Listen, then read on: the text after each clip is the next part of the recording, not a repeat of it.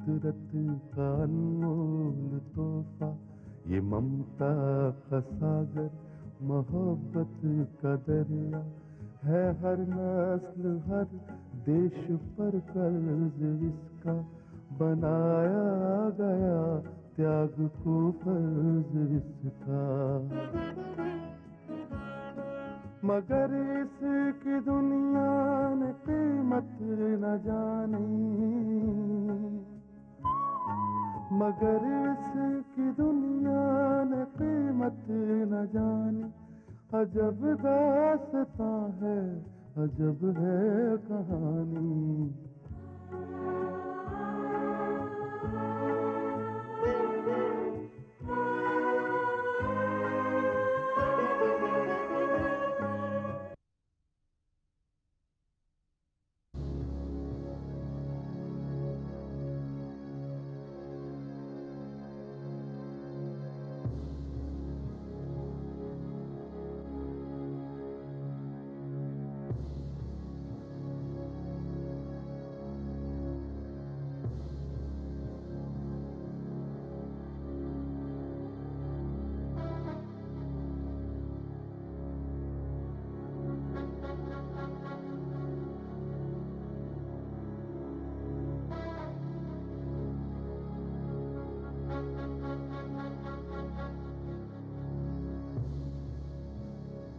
Sir, हाँ क्या बात है, आप परेशान लग रहे हैं। हाँ रूपा, मैं ये सोच रहा हूं कि कितना बड़ा एनकाउंटर हुआ। 2 लोग मारे गए, दोनों ही मुजरिम थे। मगर उन लोगों के पीछे जिनका दिमाग और पैसा काम कर रहा है, वो लोग आज भी हमारी गिरफ्त से बाहर हैं। हाँ सर, हालांकि पुलिस जानती है कि वो लोग कौन है, मगर सबूत के बिना उन्हें गिरफ्तार नहीं कर सकती। सर, संजय ने हमें इन्फॉर्मेशन दी थी कि उसने अपने कानों से सुना है कि ठाकुर और रंजीत प्रगति और मनाली को एक साथ खत्म करना चाहते हैं, और इस काम के लिए ठाकुर ने रंजीत को मुकर्रर किया है। तो फिर सर, हम संजय की इन्फॉर्मेशन पर ठाकुर को गिरफ्तार नहीं कर सकते। रूपा, अगर हम रंजीत को जिंदा गिरफ्तार कर लेते तो ठाकुर रुद्र प्रताप की गिरफ्तारी हमारे लिए आसान हो जाती। मगर रंजीत की मौत ने इन सारी संभावनाओं को खत्म कर दिया है। हाँ, मगर एक बात जरूर है कि उन लोगों की इस नाकामी से वो लोग बौखला गए होंगे, और इसी बौखलाहट के नतीजे में वो लोग कुछ भी उल्टा सीधा काम कर सकते हैं। इसका मतलब यह है कि प्रगति और मनाली पे फिर हमला हो सकता है। हाँ, बिल्कुल ठीक कह रही हो तुम। तो सर, अब हमें क्या करना चाहिए? उन लोगों पर कड़ी निगरानी रखनी होगी। प्रगति और मनाली की सिक्योरिटी को और भी टाइट करना होगा। आप ठीक कह रहे हैं सर। Okay sir.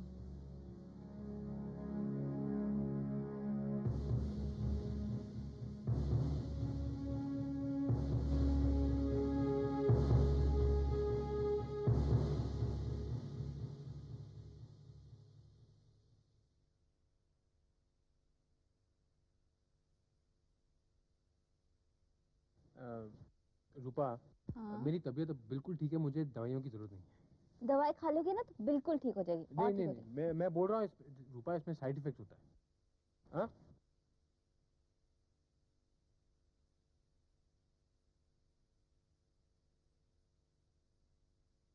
कैसे बेटे राजेश? बिल्कुल ठीक हो जाएगी। गुड। रूपा बेटे, तुमने इन्हें चाय वाय पिलाई दिन को? डैडी, पहली बात तो ये दवाई नहीं खा रहे, और मैं क्यों चाय पिलाऊंगी? इनके लिए तो स्पेशल चाय आ रही है। स्पेशल चाय आ रही है? कौन बना रहा है? राजेश, हमारी चाय।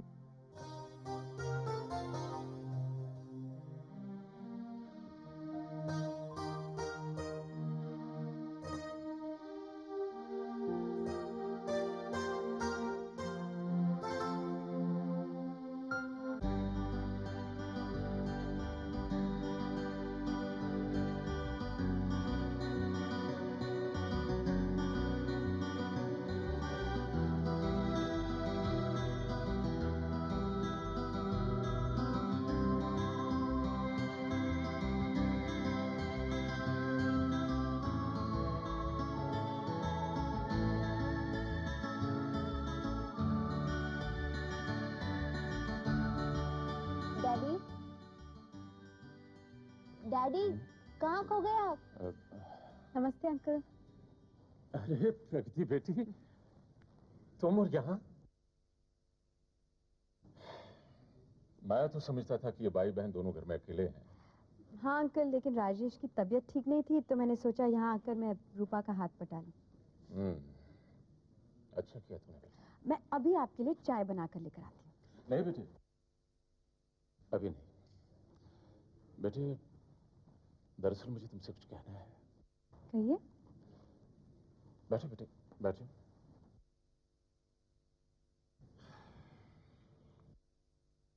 बेटे, मैं मुद्दतों से एक अरमान लिए अपने दिल में बैठा हूं। और ये मेरा बेटा, मेरा निखट्टू बेटा जो है ना, ये तो तुमसे कुछ कहेगा नहीं। इसलिए अब मुझे खुद ही आगे बढ़कर तुमसे बात करनी पड़ेगी। मुझसे? तुमसे मेरा मतलब है तुम्हारे घर वालों से। डैडी, अब इसकी कोई जरूरत नहीं। क्यों? क्योंकि अब ये बातचीत आपको बंद कर देनी चाहिए। तुम्हारा मतलब क्या है? मेरा मतलब ये है कि अब राजेश भैया और प्रगति का मामला पुलिस में दर्ज हो चुका है। पर ये बताओ कि इनका जुर्म क्या है? इनका जुर्म है मोहब्बत करना और इकरार नहीं करना। हमने तय कर लिया है कि इन दोनों की जुर्म के लिए इन दोनों के हाथों में हथकड़ी पहना दी जाए, वरना ये मामला तो जिंदगी भर चलता रहेगा। ठीक है। और इनके साथ साथ बहुत सारी जिंदगियों पर असर पड़ सकता है। मगर यहाँ पर बहुत सारी जिंदगियों से तुम्हारा क्या मुराद है? बहुत सारी जिंदगी मतलब सबसे पहले डॉक्टर अनिल, मीना और हाँ, और आगे बढ़ते जाओ, आगे बढ़ते जाओ। हाँ, और इंस्पेक्टर विक्रम और इंस्पेक्टर रूपा। शरीर कहीं की। बेटे, अब ये मुकदमा जो है, अब ये तुम्हारे पुलिस डिपार्टमेंट का नहीं बल्कि एडवोकेट राजेंद्र कुमार की अदालत में आ चुका है। और अब इसका फैसला भी बहुत जल्द हो जाएगा। हाँ, पर डैडी, ये फैसला हमारे हक में होना चाहिए। जरूर आप लोगों के हक में ही होगा। भाई, हमारी अदालत में आज तक किसी के साथ अन्याय नहीं हुआ। तुम देख लेना, इस केस के साथ भी बिल्कुल न्याय होगा। ठीक है, तो इसी खुशी पर प्रगति के हाथों की एक एक कप गरम गरम कॉफी हो जाए। डैडी, बिल्कुल, मैं कॉफी बनाकर आती हूँ। शर्मा जी।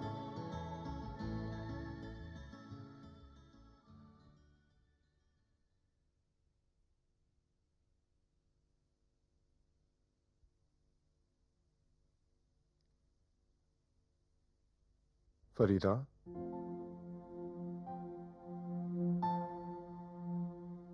फरीदा, तुम्हारी तबीयत कैसी है? मैं ठीक हूँ। अल्लाह का शुक्र है, तुम्हें होश तो आ गया। तनवीर साहब, मैं बहुत शर्मिंदा हूँ आपसे। शर्मिंदगी किस बात की? हाँ, मैं परेशान जरूर था। मुसलसल तुम्हारी बेहोशी की वजह से सब लोग परेशान थे। अचानक हो क्या गया था? मैं खुद नहीं जानती कि मुझे क्या हो गया था। तनवीर साहब, लगता है मेरी जिंदगी में खुशियां हैं ही नहीं। क्या कह रही हो तुम फरीदा? सच ही तो कह रही हूँ।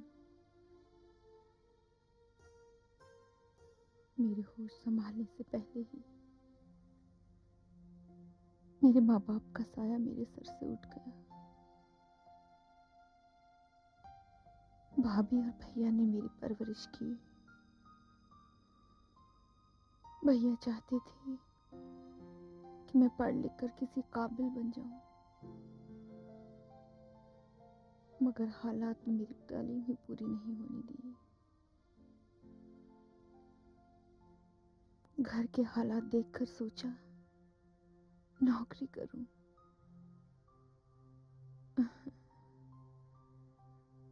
मगर किस्मत ने ऐसी आग में ढकेला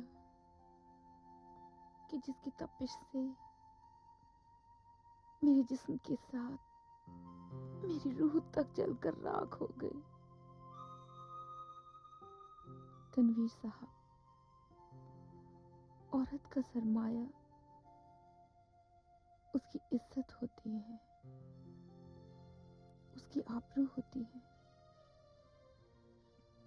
ये वो मोती हैं जो औरत को समाज में एक इज्जत का मुकाम देते हैं। मगर मेरी इज्जत और आबरू के मोती तो ऐसे चकनाचूर हुए कि मैं समाज में सर उठाकर जीने लायक नहीं रही। मैंने घर खोया, परिवार वाले खोए, और मैं बेगैरत,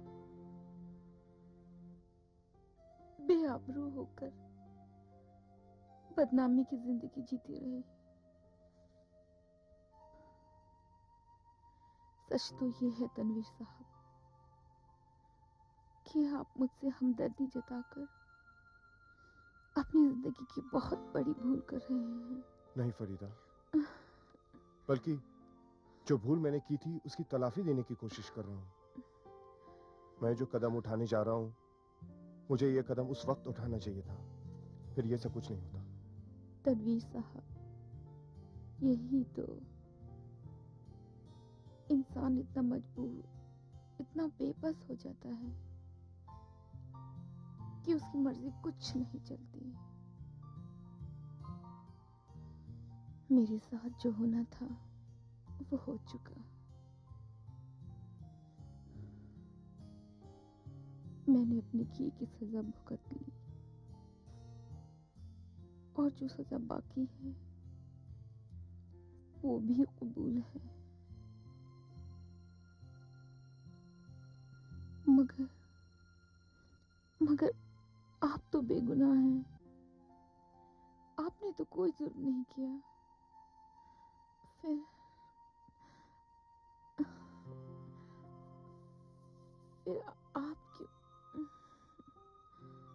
फिर आप क्यों मेरा साथ देकर अपनी जिंदगी को दागदार बना रहे हैं?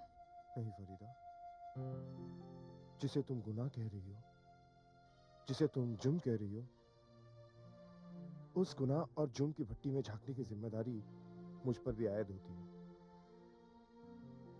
फरीदा, मैंने तुमसे मोहब्बत की है, मैं तुम्हें अकेले नहीं छोड़ सकता। ये जान लो फरीदा, अगर तुम्हें कुछ हो गया तो मेरी जिंदगी भी बेरंग हो जाएगी। फिर मेरे जीने का कोई मकसद ही नहीं रहेगा। दुनिया चाहे तुम्हें जो कुछ भी समझे, तुम अपने सर पर तुम जितने भी चाहती हो इल्जाम ले लो, मगर एक बात याद रखना कि तनवीर की नजरों में तुम वही फरीदा हो जो पहली बार कॉलेज में मिली थी। फरीदा, मैंने अपनी जिंदगी तुम्हारे नाम लिख दी है, और अगर मेरी जिंदगी से तुम्हारा नाम मिट जाता है तो मैं भी मिट जाऊंगा। फरीदा, तुम्हें जीना है मेरे लिए, अपने तनवीर के लिए। मैं तुमसे वादा करता हूं कि जिंदगी की हर खुशी तुम्हारे कदमों में रख दूंगा, दुख को तुम्हारे करीब तक आने नहीं दूंगा। फरीदा, तनवीर की बाहें, उसकी उमंगें,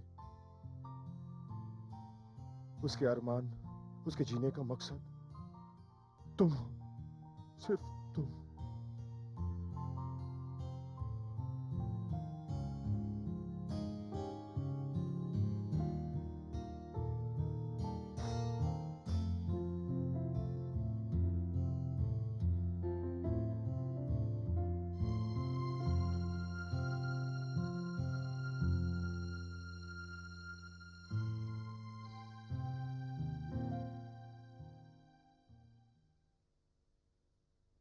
हेलो तनवीर साहब। हेलो डॉक्टर साफा, कैसे हैं आप? Excellent, how are you doing? Hello Farida ji. Hello. अब कैसी है आपकी तबीयत? तबीयत का हाल तो डॉक्टर ही जान सकते हैं। ये बात तो ठीक है, और हमारे ख्याल से अब आप ठीक हैं। और देखिए, चंद दिनों में आप घर भी चले जाएंगे।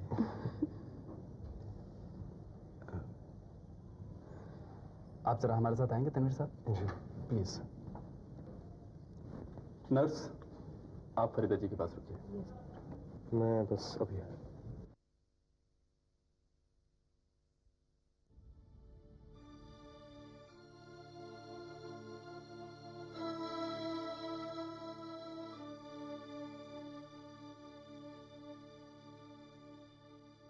बैठिए।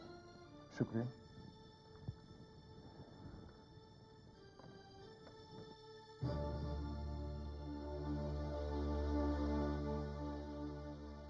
क्या बात है डॉक्टर साहब, आप कुछ परेशान से लग रहे हैं? तनवीर साहब, बात परेशानी की ही है। पहले मैंने सोचा कि ये बात मैं किसी को ना बताऊं, पर मैंने महसूस किया कि आप फरीदा जी के इतने करीब हैं, उनसे बेइंतहा मोहब्बत करते हैं। शायद आपसे ये बात छुपाना आपके साथ नाइंसाफी होगी। डॉक्टर जफर, जिंदगी तो सुख और दुख का संगम है। जितनी जरूरी खुशी होती है जिंदगी के लिए, गम भी उतना जरूरी होता है। खुशी तो आती है, बस चली जाती है, और खुशी में बीते हुए लम्हे इंसान भूल भी जाते हैं। मगर गम गम एक ऐसा साथी है जो जिंदगी भर साथ रहता है।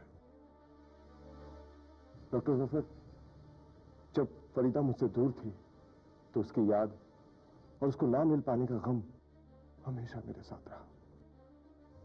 अब वो मिल गई है तो ये साथ तो पूरी जिंदगी भर का साथ है।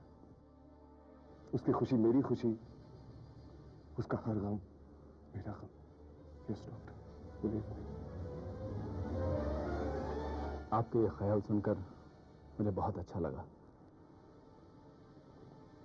पर मैंने सारे टेस्ट किए, और एक बार नहीं कई बार किए,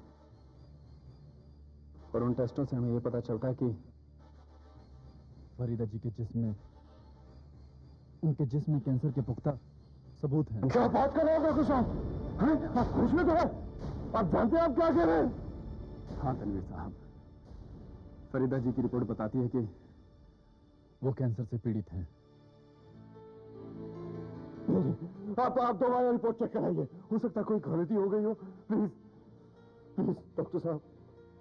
काश ऐसा ही होता तनवीर साहब, लेकिन सच्चाई यही है। और जहां तक मैं फरीदा जी को जानता हूं, कुदरत ने जो सजा उनको दी है वो उस सजा की बिल्कुल हकदार नहीं है। और वो लोग जिन्होंने ना जाने कितने लोगों पे जुल्म ढाए, वो औरत जिसने ना जाने कितनी औरतों की जिंदगी बर्बाद कर दी, वो तो ऐशो आराम से जी रहे हैं।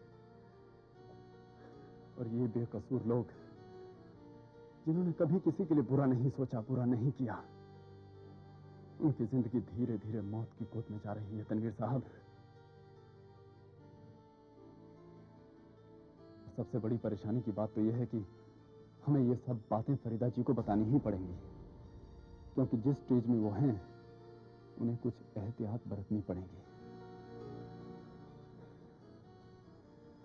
डॉक्टर साहब, क्या इस बीमारी का कोई इलाज नहीं? तनवीर साहब, मेरा यह अकीदा है कि इस निजाम कुदरत में कोई भी चीज बेजोड़ नहीं बनी है। रात के साथ दिन, दुख के साथ सुख, और बुराई के साथ अच्छाई है। और अगर कोई बीमारी है तो उसकी दवा भी होगी। ये अलग बात है कि कभी कभी दवा मिलने में देरी या मुश्किल जरूर हो जाती है।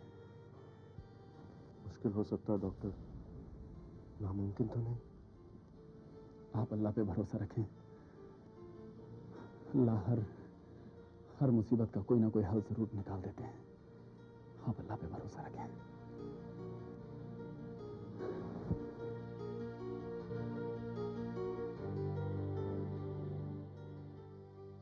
Thank you doctor.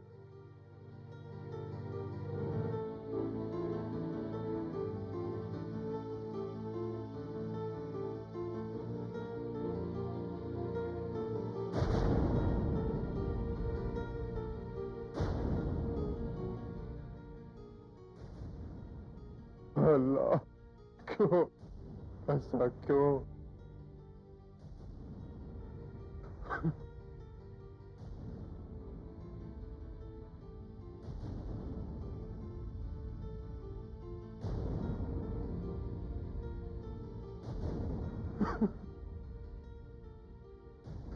मेरे साथ ऐसा क्यों?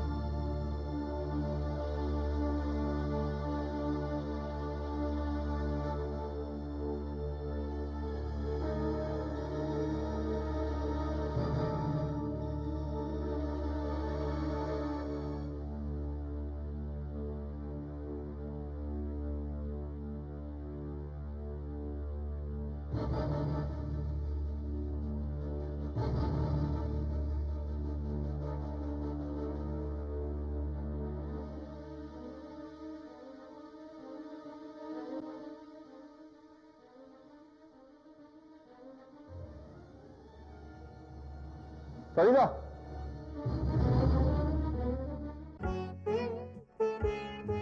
है दुनिया में इंसाफ की ये निशानी, अजब दास्तां है, अजब है कहानी।